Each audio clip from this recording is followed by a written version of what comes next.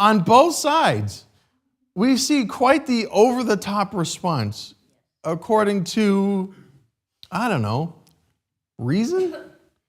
What would be reasonable in those types of situations? Right? And then we have in verse 25. And as they bound him with thongs. Paul said unto the centurion that stood by, is it lawful for you to scourge a man that is a Roman and uncondemned? And they all go, wait a minute. We messed up. Right? Think about what Paul just did there. What did Paul do?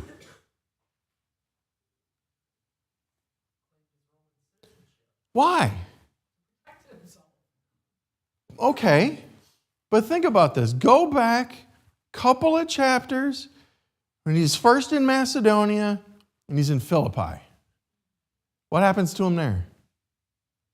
He gets beat, he gets cast into prison, and then you got the Philippian jailer, and then the magistrates send unto the jailer and say, all right, fine, whatever, let Paul go. And then Paul is like, no.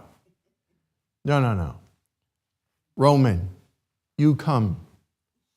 Right? What's the difference? He played the Roman card real early here. Why did he do it? Chuck. Sure. Sure. Yeah. They didn't even bother to figure it out first. Right? It's beat first, ask questions later. Literally. Right? What's happening here? Who is Paul dealing with on one side, and who is Paul dealing with now on this other side? Right? So you have a different audience. Right? There's a different purpose. There's a different goal. Right? And that's what's happening there. And in this case, well, Paul's also older. He's like, you know what? I don't want to be beat anymore. We're just going to go the Roman card right now and just let's get out of Dodge. Let's set the record. Let's set the standard of where we need to be. But think about how the Lord works. How did the Lord work in Philippi?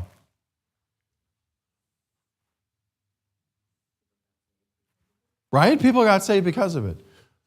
We'll see in a little bit, because Paul played the Roman card early on, I bet it had an effect on Lysias's interaction with him. And we'll see that in a little bit. We'll keep that in mind, right? So he plays that early. And then in verse 30, drop down to verse 30. On the morrow, because he would have known the certainty wherefore he was accused of the Jews, he loosed him from his bands and commanded the chief priests and all their council to appear and brought Paul down and set him before them. Right? So here, he sits overnight. The next day, Lysias does what? Gets everybody together, right? And he's like, okay, I still don't know what's going on. So we're just going to bring you rowdy guys in, and we'll have Paul here, and we'll figure this out, right? That's what's going on. And it's interesting that they use the word certainty in this verse, right? Early on in this hoopla that's going on, they want to know for a certainty what on earth is going on here. And we know, because we have the rest of it, that certainty never happens in this whole chain of events for the next, 2 years. Right? Acts chapter 23. Acts chapter 23. Verses 6 and 7. So Paul's in dealing with this group, but when Paul perceived that the one part were Sadducees and the other Pharisees, he cried out in the council, Men and brethren, I am a Pharisee, the son of a Pharisee. Of the hope and resurrection of the dead I am called in question. And when he had said so, there arose a dissension between the Pharisees and the Sadducees, and the multitude was divided. Wow, okay. So you have, I don't know how Lysias got the people he got to come down, right? We knew in the previous chapter that all of Jerusalem was in an uproar, right? So possibly Lysias is just going, okay, let's just get all the religious leaders together and we'll hash this out. So we got both sides, the Pharisees and the Sadducees going on. Do they agree? No, they don't.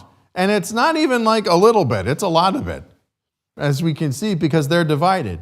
So at one point, they're all focused on Paul. Paul has done something wrong. We need to figure out what Paul did wrong. And then Paul goes, I'm on this one side. I'm with you guys. And it's them, right? And they turn on each other. Interesting. How does Satan work? Divide and conquer, right? Divide and conquer. It's an interesting thing. So who are the Pharisees and the Sadducees? Who are they? Right? So the religious leaders, right? So if Satan can divide and conquer amongst religious leaders, how do you think Satan wants to work within the church body? Same way, right? Yeah, if you can get the leaders divided, if you can get the people in the body that are leaders, think Moses and Janus and Jambres and those guys who all, you take too much upon you, Moses, if you can remember back 4 years ago when we covered that. Right? That's what's happening. Has Satan's tactics changed from Moses and the body of Israel to Paul and now the religious leaders in the church in Jerusalem? Doesn't need to, because it still works. Okay, so wait a minute. Those thousands of years that went by between there and between there and here, but we're more evolved. We're more civilized, right? Which would go back to Rick's comment before. No, nothing's changed. It still works. Oh, so what does that tell you? What do you got to watch out for? Chuck. 12:18, it says, if possible, with all that life within you, be at peace with each other. And we get all those letters from Paul about unity and Yeah. referring others, and he will attack our church. Sure. Sometimes on trivial things. Yeah. But if it's even on areas of Scripture, because there may be points of Scripture where we don't all agree. Sure. And because you're not the pastor, it's not going to be your way. Right. You should realize that the only thing That guy's an idiot. He doesn't know what he's talking about. The only thing that should prevent you from being at peace is where the gospel is being attacked, where there's something in your church where they're maybe bringing in some kind of works. Right. Apart from that, there's nothing to argue about. Right. And you see that later on in Titus and Timothy, where Paul's like, doctrine. Focus on what's important. Because even in here in Acts, what are they charging Paul with? They don't even know yet. It's not even a point yet. They don't know. They're just mad. Right? And they're going to take it out there. Right? Verse 9. Chapter 23, verse 9. And there arose a great cry, and the scribes that were of the Pharisees' part arose and strove, saying, we find no evil in this man. But if a spirit or an angel has spoken to him, let us not fight against God. Ooh, who does that sound like? Who does that sound like? Gamaliel, exactly right. You guys better watch out what you're doing with this Christ guy, because if you're going to be found fighting against God, wonder what happened there. Right? And here we get that same type of warning. There's a great cry, and what do the Pharisees declare? There's no fault. But yet, what do we know is going to happen? There's no fault. Half of them say there is no fault. But yet, for the next 2+ years, this drags on. This drags on. Interesting. That was, let's see, verse 10. And there arose a great dissension. The chief captain, fearing lest Paul should have been pulled in pieces of them, commanded the soldiers to go down and to take him by force from among them and to bring him into the castle. Wow. So this has gone so far that the two are going, he's ours. No, he's not. We're right. You're wrong. And they're pulling, like tug of war on Paul. Right? Because they think he's going to get pulled in pieces. He's going to get drawn and quartered right there. Right? So then what does Lysias do? Nuts to this. We've had enough. Go down and get him. And then we'll get him out of here and this is over. So do they know anything yet? Do they know of a certainty? No. But there's a great dissension. There's a great dissension.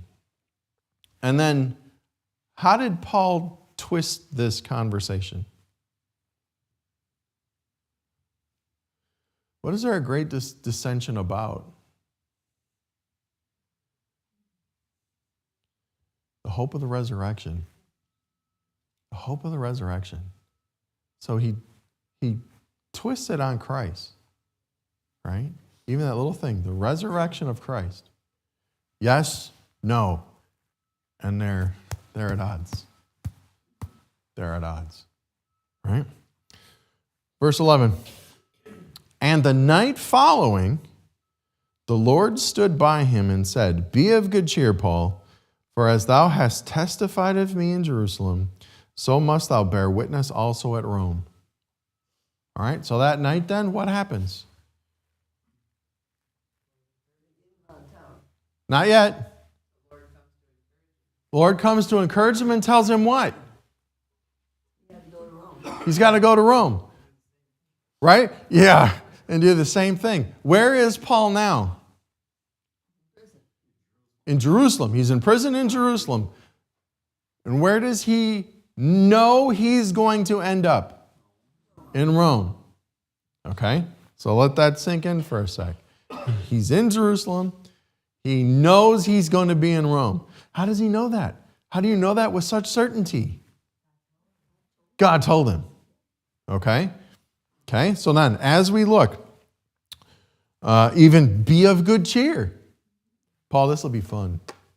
Right? It doesn't say that. It says be of good cheer though, right? Okay. And then we go to verse 12.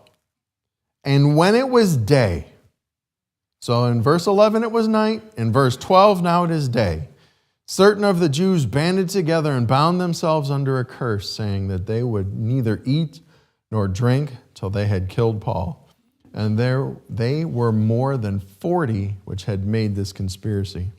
All right, so what do we have happening? That very next day, what happens? They make this plan to kill him. And not only just do they make a plan to kill him, but what else? They're not going to eat or drink until they've killed Paul, right? This is super serious, guys. We're not going to eat, we're not going to drink until we've killed him. All right, well, let's go back to the commandment thing again. All right, let's remember that. And now what else?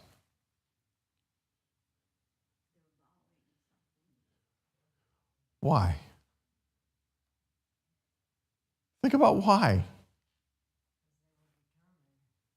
Okay, so you know what, guys? Let's kill Paul. All right, yeah, I'm on board. Let's do that. That's one thing, right? That's one thing. You know, guys, this is so serious. Let's not eat or drink until we've killed him. Why? What on earth is the point? We're being a witness in a crowd of what their intention was. Okay, they're a witness in the crowd. But even if you just say, guys, we're going to band together, and this is the group, we're going to kill Paul. Why make the vow? They want to show how serious They want to show how serious they are? Okay. Is it necessary? This type of thing reminds me of Jephthah. Right? When, the first thing that comes out of my house, I'm going to offer as a burnt offering to the Lord. Why? Why did you say that? There's no reason to say that. What do you think is going to come out of your house? Okay. It's that, I don't know, again, this whole process seems to be, why are you so over the top? It's not just that we're going to kill him. No, we're not going to eat or drink. It's that serious. Like children, right? I'm going to hold my breath till I get my way. Whatever, and then you pinch their nose, and then they pass out and whatever, and then they wake up. Rick. We're not going to vote yes until we get our way. We're not going to vote yes until we get our way. Yeah. All right? It also shows that Jesus came to tell the truth, and the truth is going to divide. So they were divided because of Right. resurrection. Yeah, exactly. Good. Which goes back to our filter verses, right? That's why we read. How did these same people treat Christ? Right? How are these same people treating Paul because of Christ?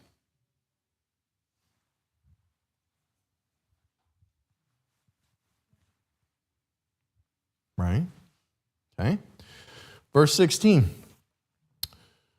And when Paul's sister's son heard of their lying in wait, he went and entered into the castle and told Paul.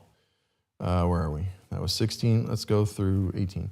Then Paul called one of the centurions unto him and said, Bring this young man unto the chief captain, for he hath a certain thing to tell him. So he took him and brought him to the chief captain and said, Paul the prisoner called me unto him and prayed me to bring this young man unto thee, who hath something to say unto thee. Then the chief captain took him by the hand and went with him aside privately and asked him, What is it that thou hast to tell me?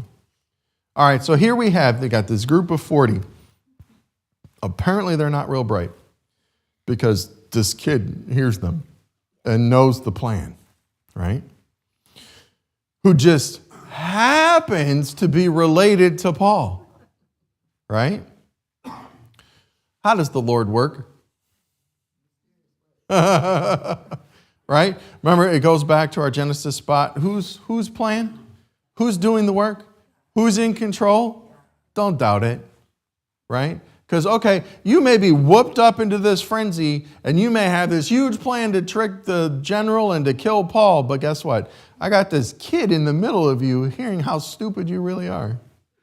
And guess what? We're going to circumvent that, right? Okay? What happens next? What happens next? This kid hears the plan. He does what? He goes to Paul, right? Goes to Paul. A, there's a kid allowed in the prison. B, he's allowed to talk to the prisoner. Prisoner then does what? Say it again. Go ahead, Rose. Right? Send him back to the commander. He's like, okay, look, centurion, this kid has something to say to Lysias. Take him to him. I don't know about you, but if I was a Roman soldier and prisoner says, take kid to your commander, I'm going, no. Right? No. Just the level of irritation with that just is no. Right? But he does it. Why does he does it? Why does he do it? Why is it part of the plan? Think earlier, what happened? He's Roman. And he knows it. The centurion knows it. So there are considerations being made because Paul played that card early and because they almost messed up and could get flagged for it. So like, you know what? We're going to treat him with kid gloves, and we're going to take little kid to Lysias, and Lysias can deal with him, and it's not my problem. Right? And you know he's a kid because he takes him by the hand. Lysias takes him by the hand. You're not taking some 18-year-old by the hand and say, come here, boy. Right? You know, creepy. Right? Why is Lysias going to listen to this kid? Why does Lysias believe this kid? He doesn't know what's going on. Well, the kid knows. Lysias doesn't. He still has no idea why Paul's in prison. But he also knows Paul played that Roman card. And is like, he doesn't want the blood on his hands, right? He's like, I am going to listen, I'm going to take care of this, and this is not going to be my problem, right? Verse 23, 200 soldiers, right? And he called, make unto him 2 centurions, make ready 200 soldiers to go to Caesarea, and horsemen 70, and spearmen 200 at the 3rd hour of the night, and provide them beasts that they may set Paul on and bring him safe unto Felix the governor. And he writes this letter, right? So we've got this 470 group of people against 40, right? So Roman soldiers, mind you, against 40, right? But he is not taking any chances. This Roman guy is getting there, I don't care what, right? And he's going by night to Felix, the governor in Caesarea. But in verse 29, at the end of his letter, Lysias writes, whom I perceive, talking about Paul, to be accused of questions of their law, but to have nothing laid to his charge worthy of death or of bonds. So what does Lysias now know? He's innocent. The same thing the Pharisees declared. So the Pharisees declared it. You've got the Roman soldier going, there is nothing worthy of death or bonds, but you know what? Here you go. Not my problem. Right? Acts 24, we see Paul with the high priest and the elders and Tertullus and all that nonsense. Right? In verse 22, and when Felix heard these things, having more perfect knowledge of that way, he deferred them and said, when Lysias the chief captain shall come down, I will know the uttermost of your matter. All right, so what happened there? Felix heard everything. What did he do? He deferred. What does that mean? Well, we're going to wait. Not right now. I'm not ready. Right? How oftentimes do you hear that when witnessing? Not right now. I'm okay. I'll deal with it later. Something. Some statement to kick the can down the road. Right? That's what's happening here. Verse 24. And after certain days, when Felix came with his wife Drusilla, which was a Jewess, he sent for Paul and heard him concerning the faith in Christ. And he reasoned of righteousness, temperance, and judgment to come. Felix trembled and answered, go thy way for this time. When I have a convenient season, I will call for thee. What happened again? He deferred again. Wow. Verse 26. He hoped also that money should have been given him of Paul, that he might loose him. Wherefore he sent for him the oftener and communed with him. And in verse 27, but after 2 years, Porcius Festus came into Felix's room, and Felix, willing to show the Jews a pleasure, left Paul bound. Right, so here we have poor Felix, right? Why did he leave Paul bound?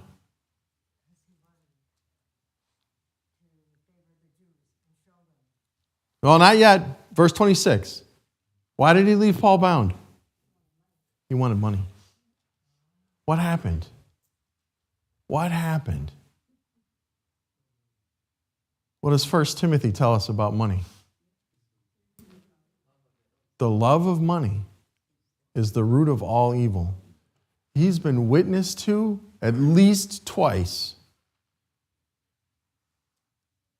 Convicted at least once. Even though he calls for Paul the oftener, right? So there's probably more that happens. So he's hearing Paul. He's hearing Paul, but yet, no. Because of money. Wow. And then he leaves him bound when Porcius Festus comes into, because he's willing to do the Jews a favor. Wow. What's he looking for there? Power, right? I want them to think good of me. Who is he? He's the ruler. Well, rule. That's your job, rule. No. I want everybody to like me. So I'll give you a favor, I'll just leave him bound. right? Very good. And that's another 2 years. 2 years. All right, where are we going? Acts 25, verse 7. Acts 25, verse 7. And when he was come, the Jews which come down from Jerusalem stood round about and laid many grievous complaints against Paul, which they could not prove. Right? And verse 9, but Festus, willing to do the Jews a pleasure, answered Paul and said, wilt thou go up to Jerusalem and there be judged of these things before me? All right. And this is kind of where Pastor went on Wednesday night. Right, so now we're catching up to where Pastor is. Hopefully we'll pass him soon. Right, and we can get out from under that. Right, but what's happening here? Festus also now hears everything that's going on and willing to do the Jews a pleasure. Why? Power again, right? He just got into office. He's like, well, this is, I don't really care either way, so let's play nice to one side. Let's see the big side with all the people or the one side with the one. Right? So he picked Rick. 40 men, they never mentions that they starved to death. I know, right? So how serious was it, guys? Did you stick to it? Right? Because you're like 3-4 days max and you're out, you know? What are you going to do? Right? Very good. Willing to do the Jews a pleasure. Now, what does Festus recommend Paul do? No, not yet. Go back to Jerusalem. Right? And this ties in with what, easy plant. Why does Paul appeal to Caesar after this? Because what does Paul know? Well, he knows he's a Roman. He won't be treated fair in Jerusalem because he's being treated so fair here in Caesarea. He needs to go to Rome. Is Jerusalem Rome? No. Is there a path to Rome from Jerusalem? No, there's not. Well, think about it. If he leaves Caesarea and he leaves Roman control and goes back to Jerusalem, right? Either A, they'll kill him, or B, he's under Jewish control now. So what does he see as happening? That's backwards. Where did the Lord say I was going to be? I'm going to be in Rome. Okay, so how do I get to Rome from here? What's my option? Caesar. Right? Caesar is my option. So he appeals to Caesar. And he goes, that's the only way I see out of here. So that's what he does in verse 10 and 11. Then said Paul, I stand at Caesar's judgment seat where I ought to be judged. To the Jews I have done no wrong, as thou very well knowest. Wow, that's a shot. For if I be an offender or have committed anything worthy of death, I refuse not to die. But if there be none of these things whereof these accuse me, no man may deliver me unto them. I appeal unto Caesar. And then Festus talks with the council and goes, well, I guess I've got no choice now. To Caesar you go. In verse 24 and 27, drop down there. And Festus, this is when Agrippa comes, right? And Festus said, King Agrippa and all men which are here present with us, ye see this man, about whom all the multitude of the Jews have dealt with me, both at Jerusalem and also here, crying that he ought not to live any longer. But I found that he had committed nothing worthy of death, and that he himself hath appealed to Augustus. I have determined to send him, of whom I have no certain thing to write unto my Lord. Whereof I have brought him forth to you, and especially before thee, O King Agrippa, that after examination I might have somewhat to write. For it seemeth to me unreasonable to send a prisoner, and not withal to signify the crimes laid against him. So again, you've got Festus going, I don't know why Paul's here. But he appealed to Augustus, right? He appealed to Caesar, so he's going to Caesar, but I don't know why, because he's done nothing wrong. All right, so now if we put these things all together, right, the whole pattern of everything together, can you trust in reason or logic? Have you seen any of it so far? No. Right? Can you trust in the law and the court system doing what they're supposed to do? Right? Can you trust in someone to do the right thing?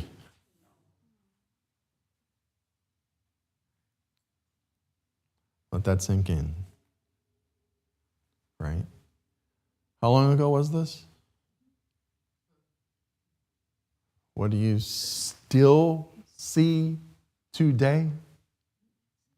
Right? Right? How did they treat Christ? How did they treat Paul? How are they going to treat you? How does Satan work in church leadership? How does Satan work in the church body? Nothing has changed. Nothing has changed. But who's playing? Who's doing the work? Don't doubt it. And with that, we'll conclude our epic adventure through God's Word today. Y'all are dismissed.